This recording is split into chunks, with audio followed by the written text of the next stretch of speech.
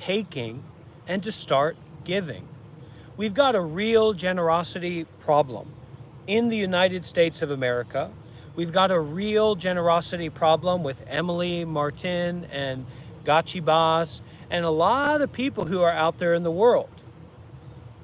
We are unwilling, and you could say in a sense unable to, but let's get a little bit strong. Let's get a little bit rough and tough about what we're doing out here. We are unwilling and unable to give. And what should we give? Is this generosity? Okay. Now, I am a monk. I am a pretty good monk, so this probably would count as generosity, but is it to pick up some dirt or some shit and then throw it around? Okay? Oh yeah, hey Bante, here, here's a couple pennies. Why don't you go and get yourself something? All right? That's not what generosity is talking about. Generosity is talking about we take what is valuable. We take what we hold on to, what is precious to us, and we give it away. All right? We practice doing good deeds with mindfulness, with detachment, by doing good deeds, by giving, by sharing. Okay? It's not about throwing pennies on people or, oh, generosity, I've got an opinion for you. Maybe you should wear a different robe, or I don't like the way you talk, or I don't like the way you think, or I don't agree with what you did. Great. Okay, why don't you take that and flush it down the toilet? All right? That generosity is the heart, the body, the mind, the spirit, okay? Where we really get involved. We really get our gumption inside of us, and we go out there and we start to give. We give our body, we give our heart, we give our mind, we give our properties, we give our monies, we give our precious items. We share what is valuable to us. We give it away, we offer it out, okay? In such a way that's not about someone, not about some place, not about some situation, not some time in particular, but we give everything. Now, once you stop using your common sense, and also once you don't listen to what you're told in this vein, in this avenue, you're going to get messed up. You're going to get flipped up. You're going to have a lot of problems, right? So we have to learn not just how to give our heart and our mind and our body and our money and our possessions and what's valuable to us, and that giving is also to use it for the others, use it for helping the others, right? But we also give up, give away, detach from, stop relying on our own understanding, okay? And we start to rely on the understanding of a well-known advisor, okay, as best as we can get. A Dharma teacher, a monk that's willing to work with us, that's willing to teach us. Now, I apologize that for a lot of Western people or for a lot of American people, I might be the best monk that you come across. My apologies. As I, oftentimes tell people, I promise, usually I tell my donors this, and I tell the people that support me this. I promise, I'm going to try and improve. I vow I will try to improve. But in the meantime, we do our best, right? To give more than we understand. To practice meditation more than we are comfortable with. To be mindful or to return, to come back to the present moment in such a way that is kind of surprising and kind of weirds us out a little bit. What do you mean? Really? Like, come back to the present moment? Be in the here and in the now? Right? Yeah. Regardless. Especially when you get some stupid nonsense thought in your mind. When I say stupid, I'm not talking about people with disabilities. I'm not talking about people's IQ scores or something like that. I'm stupid in terms of grasping. Stupid in terms of ignorance and attachment. Stupid in terms of stop being so selfish, stop being so self-centered. Right? We recently had someone in our community, one of my followers, that has some pretty serious mental health issues. And they're supposedly following me and listening to me for some time. And then, it turned out they don't even know what the 5 precepts are, which means they don't even know how to structure their lives to be virtuous, to be a good person, not to be a bad person. And that one of the most important spiritual teachings that exist in the world for everyone, Buddhist or Christian or Catholic or who was it, doesn't matter, okay, is to be a good person, to be a virtuous person, that you should prioritize in your mind to be a good person, not to get what you want or avoid what you don't want, but to be virtuous, right? But you can't be virtuous until you practice generosity. So once I kind of, stopped the bluff and the fluff with this young man, and I told him, he's not too young, I told him, I said, look, you need to practice generosity.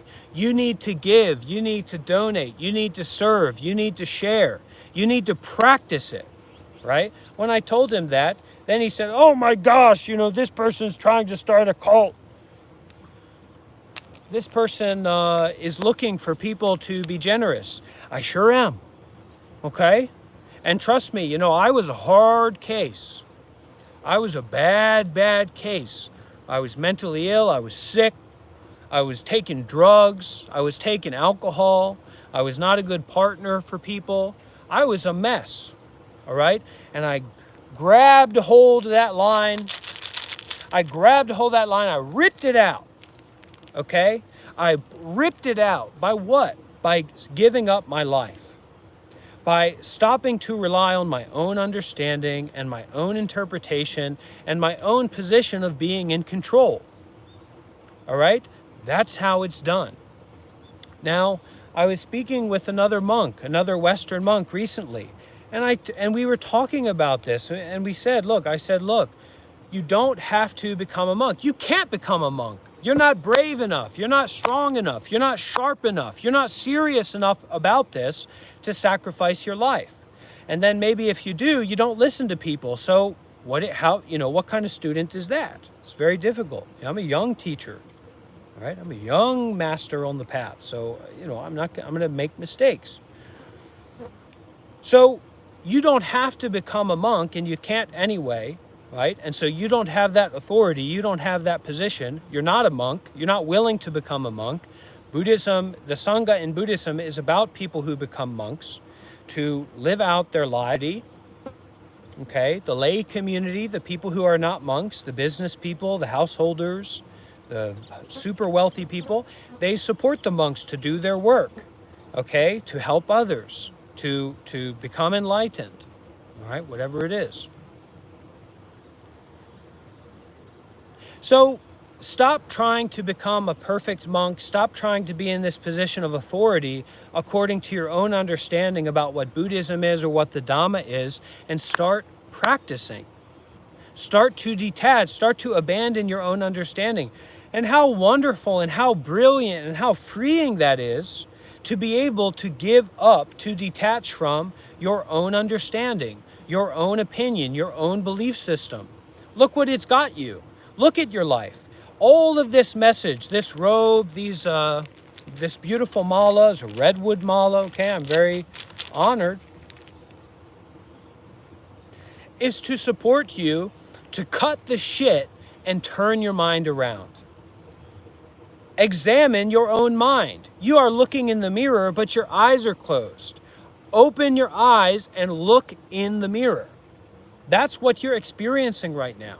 And until you can start practicing generosity seriously, and until you start following the precepts seriously, and until you start practicing meditation seriously, mindfulness and detachment, you're not going to get it, all right? And you're going to keep causing problems because that Western ego wants to be in control. That Western ego was taught what? What do we teach people in America?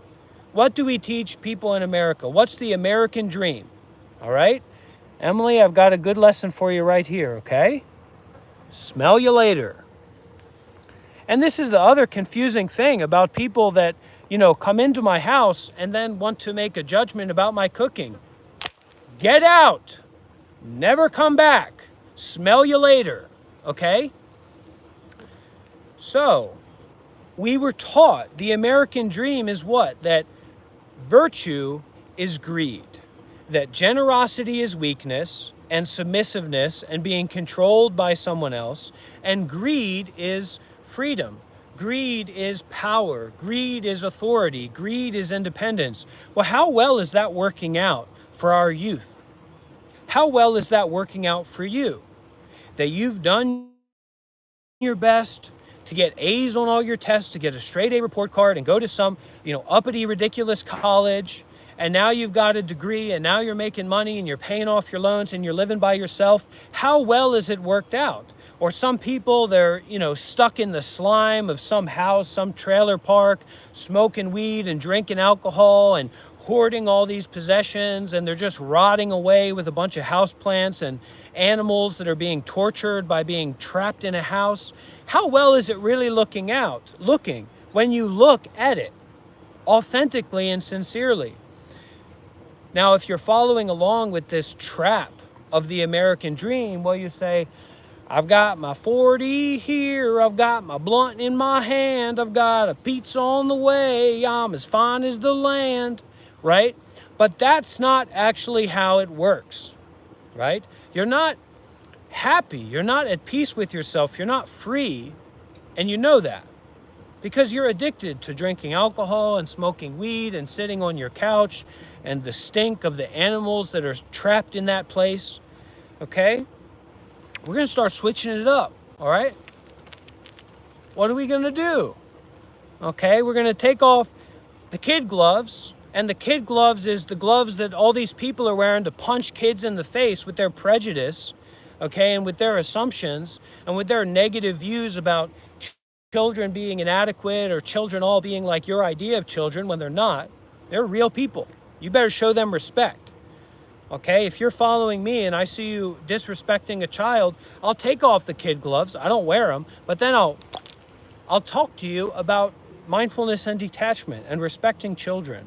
Okay, that children should have self-direction, and that we as adults should be direct care supporters, direct support workers for children, because they're differently abled.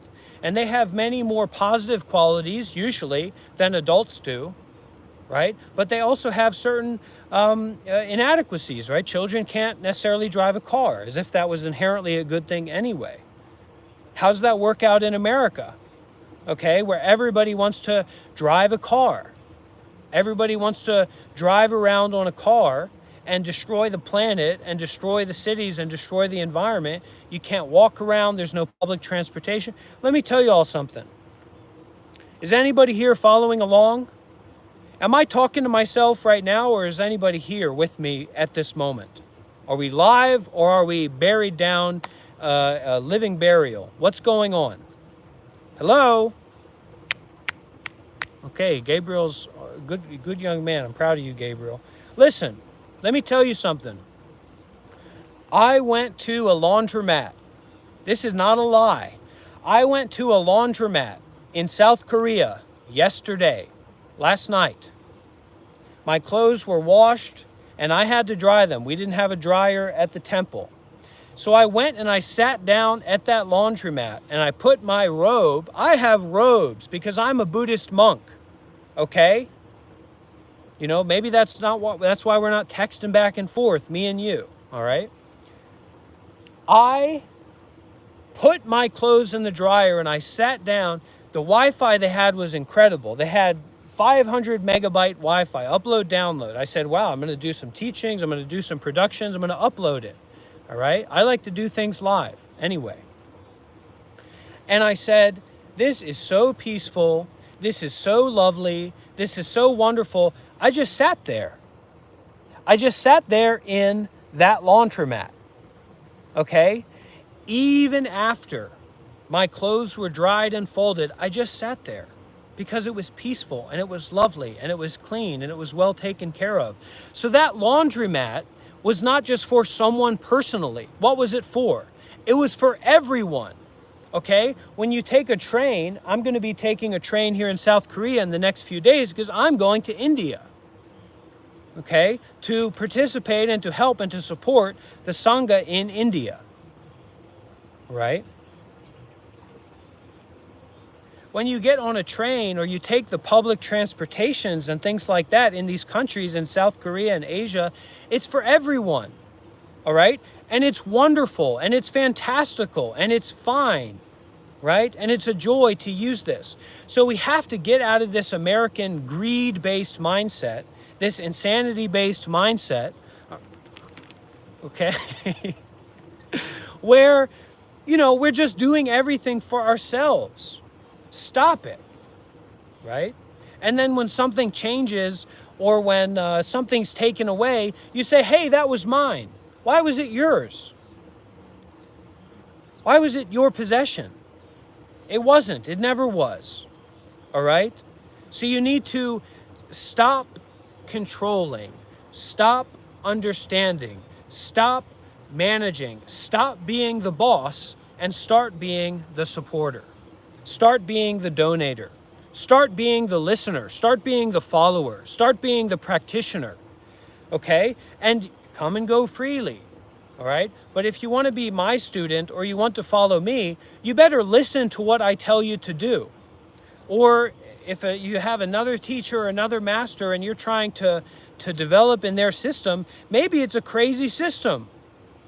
Okay? Maybe it's a bad system. So you've got to work that out on your own. You've got to find that out by practicing with it, by direct experience, not by thinking about a bunch of nonsense and making judgments so that you can drive back to your home in your Camry and smoke weed. All right? But if you're a part of a system, you've got to listen and you've got to practice and you've got to show up for it and you've got to give. We've got all these American people, all these Western people that have, kind of had a tube connected to their derriere going straight into their mouth, with the American media and politics and consumerism and McDonald's and all that, and then they take that tube out of their mouth and they want to give an opinion and say, well, what about this? What about that? Nonsense. Okay? It's just shit talk. So your presence alone doesn't necessarily mean anything. I'm here. Okay, well, what are you giving? What are you sharing? What are you sacrificing?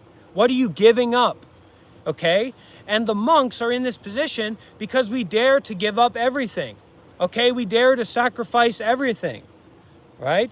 You think the beautiful women in Korea don't want to say hello to Bante or talk with Bante or something like that? Sacrifice, all right? You think I can't get a job in a nice place and live with myself teaching English or something like that? Sacrifice, okay? You think I don't want to be in charge or be in control of some situation or whatever? Sacrifice, detach, abandon, renounce. This is why we respect the Buddhist monks, okay? It's not because they're a super special magical powers or something like that. It is the power of sacrifice and renunciation and detachment. That's what we respect about the robe. That's why we support the monks, so that they can continue doing that work and they can continue teaching the Dhamma and setting up the systems for other people to be able to do that. All right? And it's not about money. Okay, money is easy to get. It's easy to lose. You can wipe your rear with it. Okay? Whatever you want to do with money, it's not a big deal. But service, giving, concerned with, involved with, right? Taking up a position of responsibility, concerned with the path, I'm a conservative monk. I'm a traditionalist. I'm not ultra conservative. I don't want to be a heretic, but I'm a traditionalist. Okay? So I say, do this concerned with the Buddha, the Dhamma, and the Sangha. All right? I really believe in that. And the reason I really believe in that is because there are a lot of people that are clinically insane, okay? They are completely delusional, and they can say the same things. So it's not so much about what I say as it is my willingness to detach from what I say, okay? Moment by moment, even instantaneously, okay? It's a lot of crazy, crazy people. I'm not talking about people with severe mental health issues. I'm talking about these greedy, angry, frustrated, delusional lunatics running around, spreading a bunch of nonsense, not minding their own business, making problems for people. We need to give everything, okay? Like this. Like this.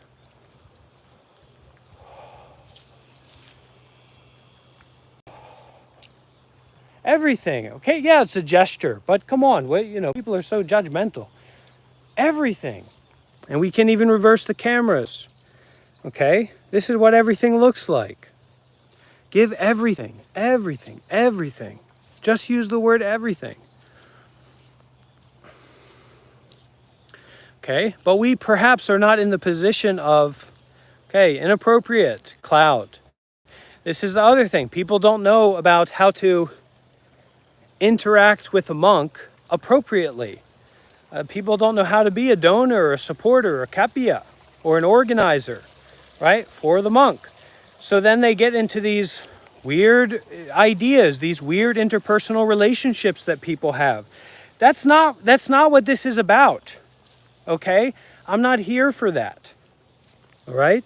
And you're missing out on the opportunity to actually be helping and serving and following in a meaningful way that's not just about your own ego, all right? If you want to be a mindfulness teacher, you want to be an authoritative meditation master or something, well, go to any random street corner and you're going to find a place that'll give you a certification for that. This is not that. And people, I think it's something to do with generosity because it's something to do with detachment or giving up or letting go. But there's just so many people that come into someone else's house and then complain about their cooking. And then when they find out that, that person who's offering you a meal doesn't care about your opinion about their cooking, okay? Now you try to spit in their food, like what El Reeve just did, right? You try to shit on the dinner table. Get out! Go! Away. Far, far, far away. Okay? Take your troubles, take your judgments, take your opinions, and go into the mountain and become enlightened. Okay? And this also another example of this weird interpersonal relationship that people think they have. Right? Get out! Go far, far, far away. Go to the very top of the mountain and sit in samadhi. Okay? And renounce your life. Renounce your money and your power and your position and your business. Everything. Okay? Give up everything.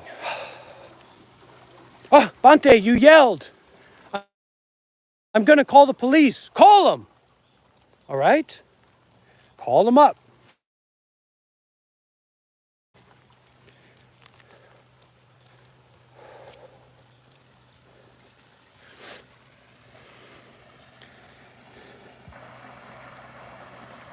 Gabriel's got it.